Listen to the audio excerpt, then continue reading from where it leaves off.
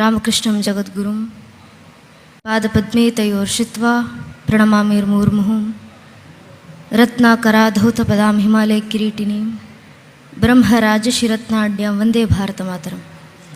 ಕ್ಷೇತ್ರದೇವರ ಪಾದರವಿಂದಗಳಲ್ಲಿ ಶರಣಾಗತಿಯನ್ನು ಬೇಡ್ತಾ, ಕ್ಷೇತ್ರದ ಎಲ್ಲೂ ಗುರುವೀರೆಣ್ಯರ ಪಾದರವಿಂದಗಳಲ್ಲಿ ಶರಣಾಗತಿಯನ್ನು ಕೋರ್ತಾ, ವ್ಯಾಸಪೀಠದ ಮೇಲೆ ಆಸೀನರಾಗಿರುವಂಥ ಪರಮ ಪೂಜನೀಯ ದಿವ್ಯತ್ರಿಯರಿಗೆ, ಎಲ್ಲ ವಿದ್ವತ್ ಗಣ್ಯರಿಗೆ, ನೆರೆದಿರುವಂಥ ಎಲ್ಲ ನನ್ನ ನೆಚ್ಚಿನ ದೇಶಭಕ್ತ ಬಾಂಧವರಿಗೆ, ಮಾತಾ ಭಗಿನಿಯರಿಗೆ ಹಾಗೂ ಎಲ್ಲ ಹಿರಿಕಿರಿಯರ ಪಾದಗಳಿಗೆ ನಾನು ಹಣೆ ಹೆಚ್ಚಿ ನಮಸ್ಕರಿಸ್ತೇನೆ.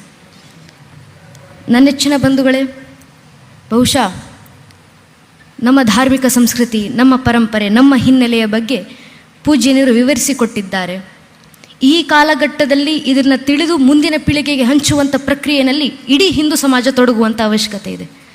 ನಮ್ಮ ಧರ್ಮಸಭೆಗಳು, ನಮ್ಮ ಧಾರ್ಮಿಕ ಕಾರ್ಯಕ್ರಮಗಳು ಇವತ್ತಿಗೂ ಇಷ್ಟು ವಿಜೃಂಭಣೆಯಿಂದ ನಡೆಯುತ್ತೆ ಅಂದರೆ ಖಂಡಿತವಾಗ್ಲೂ ಅದು ಸಾಮಾನ್ಯ ವಿಚಾರ ಅಲ್ಲವೇ ಅಲ್ಲ. ನಮ್ಮ ಗಣ್ಣಿಗೆ ಕಾಣಿಸುತ್ತೆ ಯಾರೋ ಮಹಾದಾನಿಗಳಿದ್ದಾರೆ, ದಾನಿಗಳು ದಾನ ಕೊಡ್ತಾರೆ, ಭಕ್ತರು ಬರ್ತಾರೆ, ಕಾರ್ಯಕ್ರಮ ಮುಗಿಸ್ಕೊಂಡು ಹೋಗ್ತೀವಿ. ಇದೇ ರೀತಿಯ ಕಾರ್ಯಕ್ರಮ ಪ್ರತಿ ಊರಿನಲ್ಲೂ ನಡೆಯುತ್ತಲ್ಲ. ಗಮನಿಸಿ ನೋಡಬೇಕು ನಾವು ಯಾವತ್ತಾದ್ರೂ ಇತಿಹಾಸವನ್ನು. ಇಷ್ಟು ವರ್ಷಗಳ ನಂತರವೂ ಕೂಡ ಈ ಹಿಂದೂ ಪರಂಪರೆ ಇಷ್ಟು ವೈಭವದಿಂದ ಇಡೀ ದೇಶದಲ್ಲಿ ಬದುಕಿದೆ ಅಂದರೆ ಅದರ ಹಿಂದೆ ಎಷ್ಟು ಶ್ರಮ ಇದ್ದಾವೆ. ಕಾರಣ ಇದೇ ದೇವಸ್ಥಾನಗಳನ್ನು ನಾಶ ಮಾಡಬೇಕು, ನಮ್ಮ ಸನಾತನ ಹಿಂದೂ ಪರಂಪರೆ ನಾಶ ಮಾಡಬೇಕು, ಸನಾತನ ಸಂತ ಪರಂಪರೆಯನ್ನು ಮಣ್ಣಲ್ಲಿ ಮಣ್ಣಾಗಿಸಬೇಕು, ನಮ್ಮ ವೇದಗಳು, ನಮ್ಮ ವೇದಾಂತಗಳನ್ನು ನಾಶ ಮಾಡಬೇಕು ಅಂತ ಎಷ್ಟು ಪ್ರಯತ್ನಗಳಾಗಿದ್ವು. ಕಳೆದ 1370ಕ್ಕೂ ಹೆಚ್ಚು ವರ್ಷಗಳ ಕಾಲ ನಿರಂತರ ದಾಳಿಯಾಗಿದೆ ಸನಾತನ ಧರ್ಮದ ಮೇಲೆ. ಈ ಸನಾತನ ಧರ್ಮದ ನಾಶ ಮಾಡಬೇಕು ಅಂತ ಏಕೈಕ ಉದ್ದೇಶದಿಂದ. ಯಾವತ್ತಾದರೂ ಇತಿಹಾಸದ ಪುಟಗಳನ್ನ ತಿರುವು ಹಾಕಿ ನೋಡಿದಾಗ ನಮ್ಗೆ ಅರ್ಥ ಆಗುತ್ತೆ. ಇದೇ ಜಗತ್ತಿನಲ್ಲಿ ಪ್ರಾಚೀನ ಅಂತ ಕರೆಸ್ಕೊಂಡಂಥ 10 ಜನಾಂಗಗಳಿದ್ವು. ಎಲ್ಲೋದ್ವು ಆ ಪ್ರಾಚೀನ ಜನಾಂಗಗಳು? ಎಲ್ಲೋಯ್ತು ಜಗತ್ತಿನ ಮುಂದೆ ಪಿರಮಿಡ್ಗಳನ್ನು ಕಟ್ಟಿ ಮೆರೆದಂಥ ಈಜಿಪ್ಷಿಯನ್ ಜನಾಂಗ? ಎಲ್ಲೋಯ್ತು ಜಗತ್ತನ್ನು ಆಳಲಿಕ್ಕೆ ಬಿಚ್ಚುಗತ್ತಿ ಹಿಡಿದು ಬಂದಂಥ ಗ್ರೀಕ್ ಜನಾಂಗ? ಎಲ್ಲೋಯ್ತು ಜಗತ್ತಿಗೆ ಭಾಷಾಶಾಸ್ತ್ರ ಪರಿಚಯಿಸಿಕೊಟ್ಟಂಥ ಪರ್ಷಿಯನ್ ಜನಾಂಗ? ಎಲ್ಲೋಯ್ತು ಬಾಬ್ಲೋನಿಯನ್ ಜನಾಂಗ? ಎಲ್ಲೋಯ್ತು ಮೆಸೊಪೊಟೇಮಿಯನ್ ಜನಾಂಗ? ಪ್ರಾಚೀನ ಅಂತ ಕರೆಸ್ಕೊಂಡಂಥ ಜಗತ್ತಿನ 10 ಜನಾಂಗಗಳು, 35 ಜನಾಂಗಗಳು ಸುಮಾರು ಮಣ್ಣಲ್ಲಿ ಮಣ್ಣಾಗಿ ಹೋಗಿದ್ದಾವೆ. ನಮ್ಮ ಕಣ್ಣು ಮುಂದೆ ಕಣ್ಣು ತೆರೆದಂಥ 100 ಮತಪಂಥಗಳು ಕಣ್ಮರೆಯಾಗಿ ಹೋಗಿದ್ದಾವೆ. ಯಾಕೆ? ತಮ್ಮ ಮೇಲಾದಂಥ 10, 20, 40, 50 ವರ್ಷದ ದಾಳಿಗಳನ್ನ ಪರಿಕೆಯ ಒಂದೇ ಒಂದು ಜನಾಂಗದ ದಾಳಿಯನ್ನ ತಡೆಯುವಷ್ಟು ಸಾಮರ್ಥ್ಯ ಇಲ್ಲದೆ ಈ ಪ್ರಾಚೀನ ಜನಾಂಗಗಳು ಮಣ್ಣಲ್ಲಿ ಮಣ್ಣಾಗಿ ಹೋದವು, ಇತಿಹಾಸದ ಮುಖಪುಟಗಳಿಂದ ಅಳಿಸಿ ಹೋದವು. ಇವತ್ತು ಆ ಪ್ರಾಚೀನ ಜನಾಂಗಗಳನ್ನ ನಾವು ದಿ ಡೆಡ್ ಸಿವಿಲೈಸೇಷನ್ ಅಂತ ಕರಿತೀವಿ, ಸತ್ತ ಜನಾಂಗ. ಆ ಜನಾಂಗಗಳು ಮಾತಾಡ್ತಿದ್ದಂಥ ಭಾಷೆಯನ್ನ ದಿ ಡೆಡ್ ಲ್ಯಾಂಗ್ವೇಜ್ ಅಂತ ಕರಿತೀವಿ. ಆ ಜನಾಂಗಗಳು ಆರಾಧಿಸಿದಂಥ ದೇವರುಗಳನ್ನ ದಿ ಡೆಡ್ ಗಾಡ್ಸ್ ಅಂತ ಕರಿತೀವಿ, ಸತ್ತ ದೇವರುಗಳು. ಯಾಕೆ? ಆ ಜನಾಂಗಕ್ಕೆ ಸೇರಿದಂಥ ಆ ದೇವರುಗಳನ್ನ ಆರಾಧಿಸ್ಲಿಕ್ಕೆ ಆ ಜನಾಂಗದ ಒಬ್ಬ ವ್ಯಕ್ತಿ ಇವತ್ತು ಜೀವ ಸಹಿತ ಜಗತ್ತಿನಲ್ಲಿ ಉಳಿದಿಲ್ಲ. ಮಣ್ಣಲ್ಲಿ ನಾಶವಾಗಿ ಹೋದವಲ್ಲ ಆ ಜನಾಂಗಗಳು. ಆದ್ರೆ ನಮ್ಮ ಸನಾತನ ಧರ್ಮದ ಮೇಲೆ 10, 20, 40, 50 ವರ್ಷ ಅಲ್ಲ ನನ್ನ ನೆಚ್ಚಿನ ಬಂಧುಗಳೇ, 1370ಕ್ಕೂ ಹೆಚ್ಚು ವರ್ಷ ನಿರಂತರ ದಾಳಿ ಆಯಿತು. ಇಷ್ಟು ವರ್ಷ ನಮ್ಮ ಮೇಲೆ ದಾಳಿ ಮಾಡಿದವರು 1-2 ಪರಕೀಯ ಜನಾಂಗ ಅಲ್ಲ, ಎಷ್ಟು ಪರಕೀಯ ಜನಾಂಗಗಳ ಸರಣಿ ದಾಳಿಗಳು. ಮೊಘಲರು ಬಂದರು, ತುರ್ಕರು ಬಂದರು, ಅರಬ್ಬರು ಬಂದರು, ಅಫ್ಘನರು ಬಂದರು, ಪೋರ್ಚುಗೀಸರು ಬಂದರು, ಡಚ್ಚರು ಬಂದರು, ಫ್ರೆಂಚರು ಬಂದರು, ಇಂಗ್ಲಿಷರು ಬಂದರು, ಶಕರು ಬಂದರು, ಹೂಣರು ಬಂದರು. ಇವರೆಲ್ಲರೂ ಬಂದು ನಮ್ಮ ಮೇಲೆ ದಾಳಿ ಮಾಡಿದ ನಂತರವೂ ಇವತ್ತಿಗೂ ಸನಾತನ ಹಿಂದೂ ಧರ್ಮವಾಗಿ ಜೀವಂತವಾಗಿದೆ. ಜಗತ್ನಲ್ಲಿ 100 ಕೋಟಿ ಹಿಂದೂಗಳು ಇವತ್ತಿಗೂ ಧರ್ಮಾಚರಣೆ ಮಾಡ್ತೀವಿ. ಅಷ್ಟು ಯಾಕೆ? ಇದು ನಮ್ಮದೇ ದೇವಸ್ಥಾನದ ಮೇಲೆ ಟಿಪ್ಪು ಸುಲ್ತಾನನ ದಾಳಿ ಆದಾಗಲೂ ಕೂಡ ಅದನ್ನ ತಡಿಲಿಕ್ಕೆ ಮಾನವರು ನಿತ್ರೋ ಇಲ್ಲವೋ ಗೊತ್ತಿಲ್ಲ, ಭಗವಂತನಿದ್ದು ಕಾಯ್ದುಕೊಂಡಿದ್ದಾನೆ ಈ ದೇವಸ್ಥಾನವನ್ನ, ಈ ಧರ್ಮಕ್ಷೇತ್ರವನ್ನ. ಈ ಧರ್ಮ ರಕ್ಷಣೆ ಮಾಡಲಿಕ್ಕೆ ಮನುಷ್ಯರು ಪರಿಶ್ರಮ ಪಟ್ಟಿದ್ದಾರೆ. ಭಗವಂತ ಖುದ್ದು ನಿಂತು ಧರ್ಮ ರಕ್ಷಣೆಯನ್ನ ಮಾಡಿದ್ದಾನೆ. ಯಾಕೆ? ಇದು ಭಗವಂತ ಕೊಟ್ಟಂತ ಮಾತು. ಇಡೀ ಭಗವದ್ಗೀತೆಯ ಕೊನೆಯ 18ನೇ ಅಧ್ಯಾಯದ ಕೊನೆ 78ನೇ ಶ್ಲೋಕ, ಗೀತಾಚಾರ್ಯ ಕೃಷ್ಣ ಅರ್ಜುನನಿಗೆ ನೀಡಿದಂತ ಕೊನೆಯ ಮಾತು, ಯತ್ರ ಯೋಗೇಶ್ವರ ಕೃಷ್ಣ ಯತ್ರ ಪಾರ್ಥ ಧನುರ್ಧರಃ ತತ್ರ ಶ್ರೀ ವಿಜಯಾಭೂರ್ತಿ ಧ್ರುವಾನಿ ತಿರ್ಮಮ. ಎಲ್ಲಿ ನಾನು ಯೋಗೇಶ್ವರ ಕೃಷ್ಣನಿರ್ತೀನೋ, ಎಲ್ಲಿ ನನ್ನನ್ನು ಪಾಲಿಸುವಂತ ಭಕ್ತಾದಿಗಳಿರ್ತೀರೋ ಅಲ್ಲೆಲ್ಲ ನಿತ್ತು ಧರ್ಮ ರಕ್ಷಣೆ ಮಾಡುವಂತ ಕೆಲಸಕ್ಕೆ ನಾನೇ ಮುಂದೆ ಬರ್ತೀನಿ ಅಂತ ಭಗವಂತ ಕೊಟ್ಟಂತ ಮಾತು. ಅಲ್ಲೆಲ್ಲ ಧರ್ಮ ಕಾರ್ಯಕ್ಕೆ ನಾನ್ ಜಯವನ್ನ ತಂದು ಕೊಡ್ತೀನಿ. ಮಾತು ಹೇಳಿದ್ದು ಸಾಮಾನ್ಯರ? ಧರ್ಮ ರಕ್ಷಣೆಗೆ ನಾನು ನಿಂತಿದ್ದೀನಿ, ಧರ್ಮ ಕೆಲಸಕ್ಕೆ ನಾನು ಜಯವನ್ನು ತಂದು ಕೊಡ್ತೀನಿ ಹೇಳಿದ್ಯಾರು ಮಾತನ್ನ? ಭಗವದ್ಗೀತೆಯನ್ನು ಓದಿದಾಗ ನಮ್ಗೆ ಅರ್ಥ ಆಗೋದು ಸಾಮಾನ್ಯ ಮನುಷ್ಯರು ಆಡಿದಂಥ ಮಾತಲ್ಲ, ಮನುಷ್ಯರು ಬರೆದಿಟ್ಟು ಹೋದಂಥ ಸಾಹಿತ್ಯವಲ್ಲ, ಮನುಷ್ಯರು ಬರೆದಿಟ್ಟು ಹೋದಂಥ ಪುಸ್ತಕ ಅಲ್ಲ, ಅದು ಭಗವಂತನ ನುಡಿ.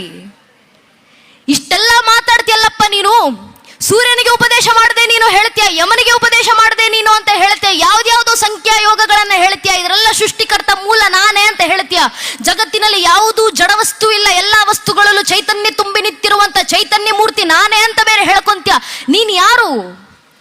ಇಷ್ಟೆಲ್ಲ ಉಪದೇಶ ನನಗೆ ಮಾಡದಲ್ಲ, ನೀನ್ ಯಾರಪ್ಪ ಈ ಮಾತನ್ನು ಹೇಳ್ತಿರೋದು ಅಂತ ಅರ್ಜುನ ಕೃಷ್ಣನಿಗೆ ಪ್ರಶ್ನೆ ಮಾಡಿದಾಗ 11ನೇ ಅಧ್ಯಾಯದಲ್ಲಿ ವಿಶ್ವರೂಪ ಸಂದರ್ಶನವನ್ನು ತೋರಿದಂತ ವಿರಾಟ ಸ್ವರೂಪದಲ್ಲಿ ನಿಂತಂತ ಕೃಷ್ಣ ಪರಮಾತ್ಮ ಅರ್ಜುನನಿಗೆ ಹೇಳಿದ್ದು ಭಗವದ್ಗೀತೆ ಹೇಳಿದ್ಯಾರು? ಅಹಂ ಆತ್ಮ ಗುದಾಕೇಶ ಸರ್ವಭೂತಶ ಸ್ಥಿತ ಆಮಾದಿಶ್ಯ ಮಧ್ಯಂಚ ಭೂತಾನಮಂತೇವ ಚ. ಅರ್ಜುನ, ಆದಿಯೂ ನಾನೇ, ಅಂತ್ಯವೂ ನಾನೇ, ಭೂತಕಾಲವೂ ನಾನೇ, ಭವಿಷ್ಯತ್ ಕಾಲವೂ ನಾನೇ, ಪ್ರಸ್ತುತ ಕಾಲವೂ ನಾನೇ. ಜಗತ್ತಿನ ಪ್ರಕೃತಿಯ ಅಣು ರೇಣು ತೃಣ ಕಾಷ್ಟೆ ಕಣ ಕಣದಲ್ಲೂ ವಾಸಿಸುವಂತ ಆತ್ಮಗಳನ್ನು ನಿಗ್ರಹಿಸುವಂತ ಪರಮಾತ್ಮ ಭಗವಂತ ಅಂತ ಜಗತ್ತಿನಲ್ಲಿ ಯಾರಾದ್ರೂ ಇದ್ರೆ ಅದು ನಾನೊಬ್ಬನೇ, ಶ್ರೀಕೃಷ್ಣ ಪರಮಾತ್ಮ. ಇದನ್ ಜಗತ್ತಿಗೆ ಘಂಟಾಘೋಷವಾಗಿ ಸಾರಿಬಿಡುವಂತ ಅರ್ಜುನನ ಮೂಲಕ ಕೃಷ್ಣ ಉಪದೇಶ ಮಾಡಿದ್ರು. ನಾನು ಭಗವಂತನಿತ್ತು ಮಾತನ್ನ ಕೊಟ್ಟಿದ್ದೀನಿ, ಧರ್ಮ ರಕ್ಷಣೆಗೆ ನಾನು ನಿಂತಿದ್ದೀನಿ. ಭಗವಂತ ಧರ್ಮ ರಕ್ಷಣೆಗೆ ನಿಂತಿರಬೇಕಾದ್ರೆ ನಮ್ಮ ಕೆಲಸ ಯಾವುದು? ಕೃಷ್ಣನೇ ಹೇಳಿದ್ದಾರೆ, ನಮೇ ಪಾರ್ಥಾಸಿ ಕರ್ತವ್ಯಂ ತ್ರಿಶುಲೋಕೇಶು ಕಿಂಚನ. ಪಾರ್ಥ, ಅರ್ಜುನ, 3 ಲೋಕಗಳಲ್ಲೂ ನಾನು ಮಾಡಬೇಕಾಗಿರುವಂತ ಕೆಲಸ ಯಾವುದು ಇಲ್ಲಪ್ಪ. ನಾನು ಎಲ್ಲ ಬಂಧಗಳನ್ನ ಮೀರಿ ನಿಂತವನು, ನನಗೆ ಗುಣಗಳು ಇಲ್ಲ, ನಾನು ತ್ರಿಗುಣಾತೀತನು. ಎಲ್ಲವನ್ನು ಮೀರಿ ನಿಂತಂತ ನಾನು ಯುಗ ಯುಗಕ್ಕೂ ಅವತರಿಸಿ ಬರ್ತೀನಿ ಭೂಮಂಡಲದಲ್ಲಿ. ಯಾಕೆ? ಮನುಷ್ಯ ಪಾರ್ಥ ಸರ್ವಶಃ. ನಾನು ಮಾಡಿದ್ದನ್ನ ನೋಡಿ ಮನುಷ್ಯರು ಮಾಡ್ತಾರೆ. ಅಕಸ್ಮಾತ್ ನಾನು ಧರ್ಮ ರಕ್ಷಣೆಗೆ ಮುಂದೆ ಬರಲಿಲ್ಲ, ನಾನು ಧರ್ಮದ ಕೆಲಸ ಮಾಡಲಿಲ್ಲ ಅಂದ್ರೆ ಭಗವಂತನೇ ಧರ್ಮದ ಕೆಲಸ ಮಾಡಲಿಲ್ಲ, ಮನುಷ್ಯರಾಗಿ ನಾವ್ಯಾಕೆ ಮಾಡಬೇಕು ಅಂತ ಮನುಷ್ಯರು ಸುಮ್ಮನಾಗ್ಬಿಡ್ತಾರಪ್ಪ. ಆ ಮಾನವರಿಗೆ ಧರ್ಮ ಕೆಲಸ ಮಾಡ್ಲಿಕ್ಕೆ ಪ್ರೇರಣೆ ಕೊಡ್ಲಿಕ್ಕೆ ನಾನು ಯುಗ ಯುಗಕ್ಕೂ ಅವತರಿಸಿ ಬಂದು ಧರ್ಮ ಕಾರ್ಯ ಮಾಡ್ತೀನಿ ಅಂತ ಕೃಷ್ಣ ಕೊಟ್ಟಂತ ಉಪದೇಶ.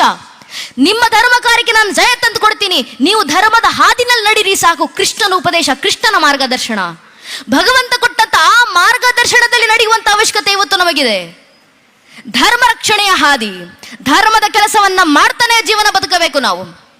ಈಶಾವಾಸಿ ಉಪನಿಷತ್ತಿನ 2ನೇ ಮಂತ್ರ, ಕುರುವನ್ನೇವೇಹ ಕರ್ಮಾಣಿ ಜಿಜೀವಿಷ ಶತಗುಂ ಸಮಾಹ. ಮನುಷ್ಯ 100 ವರ್ಷ ಬದುಕಬೇಕು ಜಗತ್ನಲ್ಲಿ. ಶತಾಯುಷ್ಮಾನ್ ಭವ ಅಂತ ಆಶೀರ್ವಾದ ಮಾಡ್ತಾರಲ್ಲ ಹಿರಿಯರು, 100 ವರ್ಷ ಬದುಕಪ್ಪ ಸುಖವಾಗಿ. 100 ವರ್ಷ ಹೇಗೆ ಬದುಕಬೇಕು? ಕುರುವನ್ನೇವೇಹ ಕರ್ಮಾಣಿ, ಧರ್ಮ ಕರ್ಮವನ್ನ ಮಾಡ್ತಾ 100 ವರ್ಷ ಬದುಕಬೇಕು. ಅದು ಸಾರ್ಥಕ 100 ವರ್ಷದ ಜೀವನ. ಅಂತ ಜೀವನ ಬದುಕುವಂತ ಪ್ರೇರಣೆಯನ್ನ ತೊಡೋಣ, ಧರ್ಮಕ್ಕೋಸ್ಕರ ಕೆಲಸ ಮಾಡೋಣ, ಧರ್ಮ ರಕ್ಷಣೆಗೋಸ್ಕರ. ನನ್ನ ನಿಮ್ಮ ಪೂರ್ವಿಕರು ಎಷ್ಟೆಲ್ಲ ಶ್ರಮ ಪಟ್ಟಿದ್ರು, ಆ ಧರ್ಮ ಇವತ್ತು ನಮ್ಮ ಕೈಗೆ ಬಂದು ಸೇರಿದೆ. ಒಂದಲ್ಲ ಒಂದು ರೀತಿಯಲ್ಲಿ ಒಂದು ಕಾಲದಲ್ಲಿ ಪರಶುರಾಮರು ನಿಂತು ಯಾವ ಇಡೀ ತುಳುವ ಸಂಸ್ಕೃತಿಯನ್ನು ನಾವು ಪರಂಪರೆಯನ್ನು ಮುಂದುವರಿಸ್ತಿದ್ದೀವಲ್ಲ, ಇದೇ ತುಳುನಾಡಿನ ಸಂಸ್ಕೃತಿಯನ್ನು ಸೃಷ್ಟಿ ಮಾಡಿದಂತ ಇಡೀ ದೇಶದಲ್ಲಿ, ಇಡೀ ಜಗತ್ತಿನಲ್ಲಿ ಧರ್ಮ ನಾಶದ ಅಂಚಿಗೆ ಬಂದು ತಲುಪಿ ನಿಂತಾಗ ಧರ್ಮದ ಉದ್ಭವ, ಧರ್ಮದ ಉದ್ದೀಪನ ಈ ಒಂದು ಕ್ಷೇತ್ರದಿಂದ ಆಗಬೇಕು ಅಂತ ತುಳುನಾಡಿನ ಕ್ಷೇತ್ರವನ್ನೇ ಸ್ಥಾಪನೆ ಮಾಡಿದಷ್ಟೇ ಅಲ್ಲದೆ, ಇದೇ ಮಧೂರಿನ ಇದೇ ಇತಿಹಾಸದಲ್ಲಿ ಬ್ರಹ್ಮಾಂಡ ಪುರಾಣದಲ್ಲಿ ಉಲ್ಲೇಖವಾಗಿರುವಂತ ಮಾತು, ಪರಶುರಾಮರು ಇಲ್ಲಿಗೆ ಬಂದಿದ್ದಾರೆ, ಇಲ್ಲಿ ತಮ್ಮ ದರ್ಶನವನ್ನು ಕೊಟ್ಟು ಇಲ್ಲಿ ಆಶೀರ್ವಾದವನ್ನು ಪಡೆದು ಹೋಗಿದ್ದಾರೆ ಅಂತ. ಆ ಪರಶುರಾಮರು ಹೇಳಿದಂತ ಮಾತು, ಅಗ್ರಸ್ಥೋ ಚತುರೋ ವೇದ ಪೃಷ್ಠತಂ ಶಶರಂ ಧನುಹು ಇದಂ ಬ್ರಾಹ್ಮಮಿದಂ ಕ್ಷಾತ್ರಂ ಶಾಪಾದಪಿ ಶರಾದಪಿ. ಮಸ್ತಕದಲ್ಲಿ ಚತುರ್ವೇದಗಳ ಜ್ಞಾನಗಳು ತುಂಬಿದ್ದಾವೆ, ಬೆನ್ನಿನಲ್ಲಿ ಬಾಣಗಳ ಬತ್ತಳಿಕೆಗಳು ತುಂಬಿದ್ದಾವೆ. ವೈಚಾರಿಕವಾಗಿ ಯುದ್ಧ ಮಾಡ್ಲಿಕ್ಕೆ ಬರ್ತೀರಾ? ಬನ್ನಿ ಬ್ರಹ್ಮ ತೇಜಸ್ಸಿನಿಂದ ಎದುರಿಸ್ತೀವಿ. ನೇರ ಯುದ್ಧ ಮಾಡ್ತೀರಾ? ಬನ್ನಿ ಕ್ಷಾತ್ರ ತೇಜಸ್ಸಿನಿಂದ ಎದುರಿಸ್ತೀವಿ. ಶಾಪಾದಪಿ ಶರಾದಪಿ, ಯಾವ ರೀತಿ ಬಂದ್ರೂ ಪರವಾಗಿಲ್ಲ, ಧರ್ಮ ರಕ್ಷಣೆಗೆ ನಾವು ಸಿದ್ಧ ಅಂತ ಪರಶುರಾಮರು ಕೊಟ್ಟಂತ ಆ ಮಾತನ್ನ ಪ್ರೇರಣೆಯಾಗಿ ಹಿಡಿದು ಅಂದಿನಿಂದ ಇಂದಿನ ಕಾಲದವರೆಗೂ ಧರ್ಮ ರಕ್ಷಣೆಯನ್ನ ನನ್ನ ನಿಮ್ಮ ಪೂರ್ವಿಕರು ಮಾಡಿ ಬಂದಿದ್ದಾರಲ್ಲ. ಧರ್ಮ ಪರಂಪರೆ, ಧರ್ಮ ಜ್ಞಾನ, ಧರ್ಮ ಸಂಸ್ಕೃತಿಯ ರಕ್ಷಣೆಗೆ ಎಷ್ಟರ ಮಟ್ಟಿಗೆ ಪ್ರಯತ್ನ ಪಟ್ಟಿದ್ದಾರೆ ಮನುಷ್ಯ ಬಿಡಿ. ಭಗವಂತ ಧರೆಗಿಳಿದ ಅವತಾರ ಶ್ರೀಕೃಷ್ಣ ಪರಮಾತ್ಮ ಕುರುಕ್ಷೇತ್ರ ರಣರಂಗದಲ್ಲಿ ನಿಂತಿದ್ದಾರೆ. ಶರಾಶದ ಮೇಲೆ ಭೀಷ್ಮ ಪಿತಾಮಹರು ಮಲಗಿದ್ದಾರೆ. ಅದನ್ನು ನೋಡಿದಂತ ಕೃಷ್ಣನ ಬಾಯಿಂದ ಬಂದಂತ ಉದ್ಗಾರ ಶ್ರೀವ್ಯಾಸರು ಬರೀತಾರೆ, ತಸ್ಮಿನ್ ಅಸ್ತಂಗತೆ ಭೀಷ್ಮೆ ಪಾಂಡವಾನಂ ಧುರಂದರೆ. ಅಸ್ತಂಗತರಾಗ್ತಿದ್ದಾರಪ್ಪ ಅಲ್ಲಿ ಭೀಷ್ಮ ಪಿತಾಮಹರು. ಅಲ್ಲಿ ಭೀಷ್ಮರು ಮಾತ್ರ ಸಾಯ್ತಿಲ್ಲ, ಅವರ ಹತ್ರ ಇರುವಂತ ಸಮಸ್ತ ಪಾಂಡುಕುಲದ ಕುರುವಂಶದ ಜ್ಞಾನ ನಾಶವಾಗಿ ಹೋಗ್ತಿದೆ. ಯಾರು ಸತ್ರು ಪರವಾಗಿಲ್ಲ, ಅವರ ಹತ್ರ ಇರುವಂತ ಧರ್ಮ ಜ್ಞಾನ ಸಾಯುವಂತಿಲ್ಲ. ಆದ್ದರಿಂದ ಸಮಸ್ತ ಪಾಂಡವರು ಹೋಗಿ ಭೀಷ್ಮ ಪಿತಾಮಹರ ಪದದಲ್ಲದಲ್ಲಿ ಕೂತು ಅವರ ಹತ್ರ ಇರುವಂತ ಜ್ಞಾನ ಭಂಡಾರವನ್ನ ಸ್ವೀಕರಿಸಿ ಬನ್ನಿ ಅಂತ ಕೃಷ್ಣ ಪರಮಾತ್ಮ ಪಾಂಡವರನ್ನ ಕಳಿಸಿದ್ರು. ಆಗ ಪಾಂಡವರು ಭೀಷ್ಮ ಪಿತಾಮಹರ ಪದದಲ್ಲದಲ್ಲಿ ಕೂತು ಕೈ ಮುಗಿದು ಧರ್ಮ ಜ್ಞಾನವನ್ನ ಬೇಡಿದಾಗ ಭೀಷ್ಮ ಪಿತಾಮಹರು ಕೊಟ್ಟಂತ ಧರ್ಮ ಜ್ಞಾನ ತಮ್ಮ ಕೊನೆ ಕ್ಷಣಗಳಲ್ಲಿ ಆಡಿದಂತ ಮಾತು, ಅದನ್ನೇ ಇವತ್ತು ವಿಷ್ಣು ಸಹಸ್ರನಾಮ ಅಂತ ದೇಶದ 100 ಕೋಟಿ ಹಿಂದೂಗಳು ಮನೆಗಳಲ್ಲೂ ಪ್ರತಿನಿತ್ಯ ಪಠಿಸ್ತಾ ಇದ್ದೀವಿ. ಭಗವಂತ ತೊಟ್ಟಂತ ಸಂಕಲ್ಪ ಧರ್ಮ ಪರಂಪರೆ ರಕ್ಷಣೆ ಆಗಬೇಕು, ಮತ್ತೊಬ್ಬರ ದೇಹತ್ಯಾಗ ಆಗಬಿಡಿ. ಕೃಷ್ಣನ ಅವತಾರ ಸಮಾಪ್ತಿ. 104 ವರ್ಷ ಆಗಿದೆ ಶ್ರೀಕೃಷ್ಣ ಪರಮಾತ್ಮರಿಗೆ. ಇನ್ನು 6 ತಿಂಗಳುಗಳಲ್ಲಿ ಶ್ರೀಕೃಷ್ಣ ಪರಮಾತ್ಮರ ಅವತಾರ ಸಮಾಪ್ತಿ ಆಗಬೇಕು. ಆಗ ಕೃಷ್ಣ ಉದ್ಧವನನ್ನು ಕರೆದು ಹೇಳ್ತಾರೆ, ಉದ್ಧವ, ಇನ್ನು 6 ತಿಂಗಳುಗಳಲ್ಲಿ ನನ್ನ ಅವತಾರ ಸಮಾಪ್ತಿ. ನಾನು ಸತ್ತರೂ ಪರವಾಗಿಲ್ಲ, ನನ್ನ ಹತ್ರ ಇರುವಂಥ ಧರ್ಮಜ್ಞಾನ ಸಾಯುವಂತಿಲ್ಲ. ನನ್ನಲ್ಲಿರುವಂಥ ಸಮಸ್ತ ಧರ್ಮಜ್ಞಾನವನ್ನು ನಿನಗೆ ದಾರಿ ಎರೆದು ಕೊಡ್ತೀನಿ. ನಿನಗೆ ಕೊಟ್ಟಂಥ ಧರ್ಮಜ್ಞಾನವನ್ನು ತಲೆ ಮೇಲೆ ಹೊತ್ತುಕೊಂಡು ಬದರಿ ಆಶ್ರಮಗಳಿಗೆ ಹೋಗು. ಹಿಮಾಲಯದಿಂದ ಗಂಗೆ ಹರಿದು ಬಂದ ಹಾಗೆ ಬದರಿ ಆಶ್ರಮದ ಋಷಿಮುನಿಗಳ ಬಾಯಿಂದ ಜ್ಞಾನಗಂಗೆಯೂ ಭಾರತದಾದ್ಯಂತ ಹರಿದು ಬರಲಿ ಅಂತ ಕೃಷ್ಣ ಕೊಟ್ಟಂತ ಪ್ರೇರಣೆ. ತನ್ನ ಅವತಾರ ಸಮಾಪ್ತಿಗೂ ಮುಂಚೆ ಮಾಡಿದಂಥ ಕೊನೆ ಉಪದೇಶಗಳಲ್ಲಿ ಒಂದು ಉದ್ಧವ ಗೀತೆ ಉಪದೇಶ ಉದ್ಧವನಿಗೆ. ಆ ಸಂದರ್ಭದಲ್ಲಿ ಯಾಕೆ ಒಂದು ತುಡಿತ, ಈ ಪರಂಪರೆ ಉಳಿಬೇಕು, ಈ ಸಂಸ್ಕೃತಿ ಬದುಕಬೇಕು, ಈ ಧರ್ಮ ಜೀವಂತವಾಗಿರಬೇಕು. ಆ ಒಂದು ತುಡಿತಕ್ಕೋಸ್ಕರ, ಆ ಒಂದು ತುಡಿತದಿಂದ ಈ ಧರ್ಮವನ್ನು ಉಳಿಸಿ ಇಷ್ಟು ಶತಮಾನಗಳ ನಂತರವೂ ಧರ್ಮವನ್ನು ಜೀವಂತವಾಗಿಟ್ಟುಕೊಂಡು ಬಂದಿದ್ದಾರೆ. ಅದರ ಉತ್ತರಾಧಿಕಾರಿಗಳಾಗಿ ಇವತ್ತು ನಾವಿಲ್ಲಿ ಕೂತಿರೋದು. ನಮ್ಮ ವೇದಾಂತಗಳ ವಾರಸುದಾರರು ನಾವುಗಳು. ನಮ್ಮ ಮಠ ಮಂದಿರಗಳನ್ನು ನಾವೇ ರಕ್ಷಣೆ ಮಾಡ್ಕೊಳ್ಬೇಕು. ಹಿಂದೂ ಧರ್ಮದಲ್ಲಿ ಹುಟ್ಟಿ